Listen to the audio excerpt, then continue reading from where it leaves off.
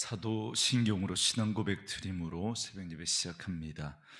전능하사 천지를 만드신 하나님 아버지를 내가 믿사오며 그 외아들 우리 주 예수 그리스도를 믿사오니 이는 성령으로 잉태하사 동정녀 마리아에게 나시고 본디오 빌라도에게 고난을 받으사 십자가에 못 박혀 죽으시고 장사한 지 사흘 만에 죽은 자 가운데서 다시 살아나시며 하늘에 오르사 전능하신 하나님 우편에 앉아 계시다가 저리로서 산자와 죽은 자를 심판하러 오시리라. 성령을 믿사오며 거룩한 공회와 성도가 서로 교통하는 것과 죄를 사하여 주시는 것과 몸이 다시 사는 것과 영원히 사는 것을 믿사옵나이다. 아멘. 이 아침에 우리에게 주시는 하나님의 말씀은 시편 15편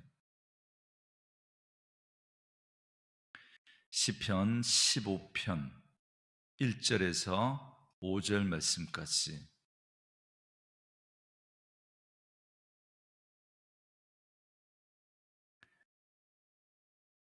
시편 15편 1절에서 5절 말씀까지. 우리 말씀 찾으셨으면 한 목소리로 같이 읽습니다. 여호와여, 주의 장막에 머무를 자 누구오며 주의 성산에 사는 자 누구오니까? 정직하게 행하며 공의를 실천하며 그의 마음에 진실을 말하며 그의 혀로 남을 허물하지 아니하고 그의 이웃에게 악을 행하지 아니하며 그의 이웃을 비방하지 아니하며 그의 눈은 망령된 자를 멸시하며 여호와를 두려워하는 자들을 존대하며 그의 마음에 서원한 것은 해로울지라도 변하지 아니하며 이자를 받으려고 돈을 구워주지 아니하며 뇌물을 받고 무죄한 자를 해하지 아니하는 자이니 이런 일을 행하는 자는 영원히 흔들리지 아니하리이다. 아멘. 오늘은 함께 읽으신 시편 15편 1절에서 5절 말씀을 중심으로 일상 무너지지 않는 성소라는 제목의 말씀으로 잠시 은혜를 나누겠습니다. 오늘 본문 시편 15편의 표제어는 다윗의 시라고만 되어 있습니다. 그래서 이 시가 어떤 배경 가운데 지어졌는지 그리고 어떻게 연주해야 되는지에 대한 아무런 언급이 없습니다. 다만 1절에 주의 장막과 주의 성산이라고 하는 표현이 나오는 걸 봐서 다윗이 성막에 관심이 많았을 때 지어졌을 것이다 라고 여겨집니다. 오늘 본문의 핵심 구절은 1절 말씀인데요. 여호와여, 주의 장막에 머무를 자 누구오며 주의 성산에 사는 자 누구오니까? 그럽니다. 그러니까 주의 장막에 머무를 자 누구며 주의 성산에 살아갈 수 있는 자가 누구냐라는 질문입니다. 다시 말하면 이 말은 하나님과 함께 거할 사람이 누구냐라는 말이 됩니다. 그런데 이걸 신약적인 표현으로 바꾸어 말하면 이렇게 됩니다. 어떻게 살아야 믿음으로 사는 것이며 천국의 삶을 살아가는 것이냐라는 질문이 됩니다. 물론 이 구절에서 천국이라는 말이 언급되지는 않습니다. 그러나 신약적인 관점으로 보면 얼마든지 이 장막이라는 표현과 성산이라는 표현이 영원한 하늘 성소, 천국을 의미하는 것으로 이해할 수 있기 때문에 그렇습니다. 그리고 이 시편의 구조를 보면 이 15편은 질문과 대답의 형식으로 이루어져 있습니다. 그래서 추측하기로 이 시편 15편은 아마 예루살렘 성소에 들어갈 때 암송한 예배시였을 것이다 라고 봅니다. 왜냐하면 우리가 예배할 때 교동문을 교독하는 것처럼 이스라엘 백성들도 절기 때 그렇게 했습니다. 우리가 예배 때 교동문 교독할 때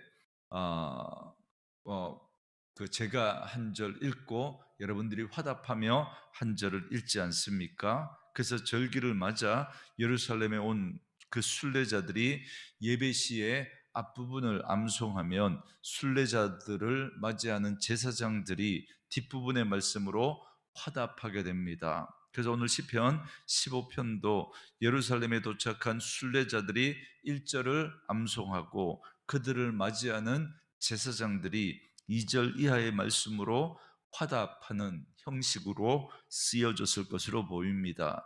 이렇게 누가 주의 성소에 거할 수 있는 자가 될 수 있느냐라는 질문에 대한 답변이 2절부터 5절까지 이어지고, 그리고 마지막 결론적으로 이런 일을 행하는 자는 영원히 흔들리지 아니하리이다라고 하면서 이 시편이 마무리가 됩니다.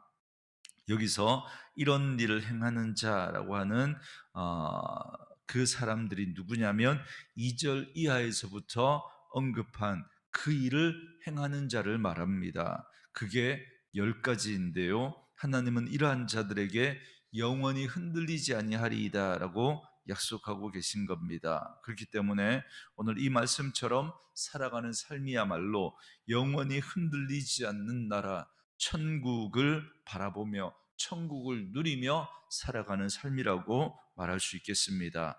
저와 여러분들이 이러한 삶을 살아간다면 이 땅에서 흔들리지 않고 이 땅에서 하늘을 경험하는, 천국을 경험하는 삶을 살아가게 될 것입니다. 자, 그렇다면 어떤 태도와 자세로 살아가는 것이 흔들리지 않는 천국을 누리는 성도의 삶이겠습니까? 먼저 2절 말씀에 정직하게 행하며 공의를 실천하며 그의 마음에 진실을 말하며 그럽니다. 먼저 정직하게 행동해야 한다라는 겁니다. 그래서 그리스도인들이 이 땅에서 하나님의 자녀로 살아갈 때 가져야 할 가장 첫 번째 덕목이 바로 정직하게 행동하는 것입니다. 그런데 여기 사용된 정직이라는 말은 흠이 없다, 순결하다라는 의미를 가지고 있습니다. 그러니까 그리스도의 정직은 하나님 앞에 흠이 없고 순결한 삶을 사는 걸 말합니다. 그러니까 그리스도인들은 이 세상의 도덕적이고 윤리적인 그런 기준을 넘어서는 하나님 앞에서 흠이 없고 순결한 삶을 살아가는 사람들입니다. 그래서 이 세상의 도덕과 윤리를 넘어서는 정직한 삶을 살아가야 하는 것입니다. 그리고 다음으로 공의를 실천하며 그럽니다. 옛날 성경에는 여기 실천하며라는 말이 일삼으며 이렇게 되어 있습니다. 원래 히브리어 의미는 습관적으로 행동한다라는 겁니다. 그러니까 공의가 습관화된 삶, 다시 말하면 공의가 삶의 스타일이 된 그 삶을 살아야 한다는 것입니다. 그런데 공의는 두 가지 측면에서 지켜져야 하는데요. 하나는 하나님과의 관계에서 언약을 충실히 지키는 삶을 말하고, 또 하나는 이웃과의 관계에서 윤리적인 삶을 사는 걸 말합니다. 이런 공의가 일상이 되게 하라, 삶의 스타일이 되게 하라라는 말입니다. 그리고 다음으로 마음의 진실을 말해야 한다라고 말합니다. 맨 처음 말한 정직하게 행동하는 것하고 비슷해 보이지만 첫 번째가 외적인 행동에 대한 이야기라면, 여러분 이 마음의 진실을 말해야 한다라고 하는 이 말은 내면의 모습을 말하는 겁니다. 그래서 마음의 생각이 하나님과 사람 앞에서 믿을만 해야 한다라는 것입니다. 그러니까 행동뿐만 아니라 우리의 마음까지도 하나님 앞에서 진실해야 한다라는 말입니다. 그리고 3절에서는 이웃에 대한 그리스도인의 삶에 대해서 말씀합니다.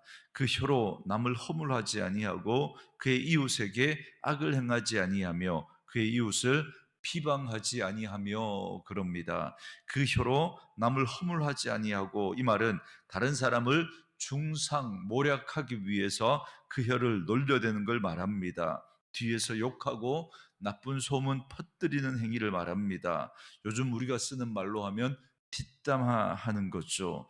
이건 하늘 백성의 삶의 스타일이 아니라는 겁니다. 그리스도인은 늘 올바른 언어 생활로 절제된 말을 해야 합니다. 그래서 악한 말, 더러운 말, 남을 험담하는 말은 입 밖에도 내지 말아야 합니다. 그리고 다음으로 그 이웃에게 악을 행하지 않는 것입니다. 여기 이웃이라는 말은 옛날 성경에 벗이라고 했습니다. 가까운 사이를 말하는 거죠. 친구나 동료를 지칭하는 말입니다. 그리고 악을 행하는 건 불쾌감을 주는 나쁜 행동을 다 포함하는 말입니다. 그러니까 가까운 벗에게 악을 행한다라는 것이 무슨 큰 죄를 짓는 걸 말하는 것이 아니라 일상의 삶을 살아가면서 부대끼는 여러 가지 일들 속에서 상대방의 기분을 상하게 하거나 불쾌감을 주는 그런 일들이 거기 다 포함되는 겁니다.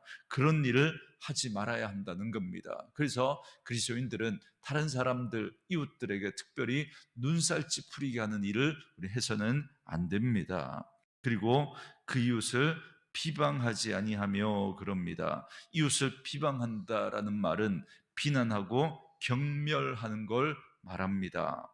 여러분, 이처럼 2절과 3절에서 각각 3개씩 살펴봤는데요, 전부 사람과의 관계에서 하지 말아야 할 것을 말씀합니다. 그리고 4절도 역시 이웃과의 관계, 다른 사람과의 관계에서 어떻게 살아야 하는지를 말씀합니다. 4절에 그의 눈은 망령된 자를 멸시하며 여호와를 두려워하는 자들을 존대하며 그의 마음에 소원한 것은 해로울지라도 변하지 아니하며 그럽니다.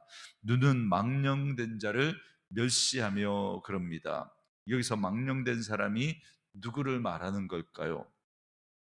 허황된 이야기를 하면서 한탕주의에 빠져서 살아가는 그래서 성실하게 제 삶을 살아가지 않는 그런 사람들을 말합니다. 그리고 눈이 멸시한다라는 말은 그런 삶을 보기 싫어한다는 것입니다. 그러니까 쉽게 말하면 그런 허황된 이야기를 하면서 한탕주의에 빠져서 성실하지 않은 삶을 살아가는 사람들을 본받지 않는다라는 겁니다. 그렇습니다. 그리스도인들은 망령된 삶을 본받지 말아야 합니다. 그것이 주의 성산에 어울리는 사람입니다. 다음으로 여호와를 두려워하는 자, 다시 말하면 하나님을 경외하는 자를 존대해야 한다라고 말씀합니다. 그러니까 예수를 믿는, 하나님을 섬기는 우리 성도들이 서로가 서로를 귀하게 여기면서 선대해야 한다라는 것입니다. 그리고 다음으로 그 마음에 소원한 것은 해로울지라도 변치 아니하며 그럽니다. 이 말은 헛된 맹세를 하지 말아야 한다라는 걸 말합니다. 적극적인 의미에서 의인은 한 번 맺은 약속은 무슨 일이 있더라도 반드시 지키는 사람이어야 한다라는 말입니다. 이것이 바로 하나님 나라 백성의 삶의 태도입니다. 그리고 5절의 말씀은 재물에 관한 태도를 말씀하고 있는데요, 이자를 받으려고 돈을 꾸어주지 아니하며 뇌물을 받고 무죄한 자를 해하지 아니하는 자이니 이런 일을 행하는 자는 영원히 흔들리지 아니하리이다 그럽니다. 이자를 받으려고 돈을 꾸어주지 아니하며 그렇게 말하죠. 여러분, 구약 성경 레위기 25장이나 23장 말씀에 보면 가난한 형제나 동족에게 이자를 취하는 걸 엄격하게 금지하고 있습니다. 왜냐하면 이자를 받는 것은 착취의 행위나 마찬가지로 여겼기 때문입니다. 자본주의 사회를 살아가면서 이런 하나님의 말씀을 우리가 어떻게 받아들여야 할까 상당히 고민이 되는 말씀입니다. 원칙적인 말씀을 드리면 성도 간에 돈거래를 하지 않는 것이 맞습니다. 그러나 혹 거래를 하게 되는 일이 생긴다면 반드시 차용 증서를 쓰고 거래를 하셔야 합니다. 반드시 그렇게 하셔야 됩니다. 그렇게 하지 않으면 돈도 잃고 사람도 잃습니다. 제가 한두 번 본 게 아닙니다. 혹 그런 일이 없어야 하겠지만 돈을 잃든 사람을 잃든 하나만 잃어야지 둘 다 잃으면 상처가 너무 큽니다. 그러니 돈 거래는 하지 않는 것이 좋습니다. 그리고 혹 하게 된다면 그것이 어려운 분을 돕는 입장에서 이루어져야 되지, 이것을 가지고 이윤을 얻기 위한 목적이 되어지면 안 됩니다. 그래서 이자를 받더라도 은행 이자를 넘어가지 않는 것이 좋을 것 같습니다. 그리고 뇌물을 받고 무죄한 죄를 자를 해치지 않아야 한다라고 말씀합니다. 그러니까 돈을 받고 양심을 팔아서 죄 없는 자를 해치는 일이 없어야 한다라는 말입니다. 결국 그리스도인이 된다는 건 우리의 삶의 모든 영역에서 마음과 생각과 우리의 눈빛과 표정과 언어와 행동이 그리스도인다워야 한다라는 것입니다. 이것이 영원히 흔들리지 않는 하나님의 나라를 유업으로 누릴 성도의 모습이고 삶의 태도와 자세, 스타일이 되어야 한다라는 것입니다. 물론 완벽하게 이런 삶을 사는 삶은 불가능하겠지만, 그러나 우리는 그러한 삶을 추구하며 살아가는 자들입니다. 오늘 하루도 그렇게 살아가려고 몸부림치는 것입니다. 그럴 때 우리의 삶이 요동하지 않는, 그래서 주의 성산에 거하는 하나님과의 관계 속에서 그 은혜를 누리며 그 속에서 하나님 나라를 앞당겨 경험하며 살아가는 삶이 될 수 있습니다. 그러므로 우리의 마음과 생각과 행동이 항상 정의와 공의, 진실이 가득한 영원한 하나님 나라의 백성다운 삶이 되어서 이 땅에서도 천국 백성답게 흔들리지 않는 삶을 살아가는 저와 여러분 되어줄 수 있기를 주님의 이름으로 축원합니다. 우리 주신 말씀 묵상하시면서 이 찬양 함께 들으시며 기도하는 시간 갖겠습니다.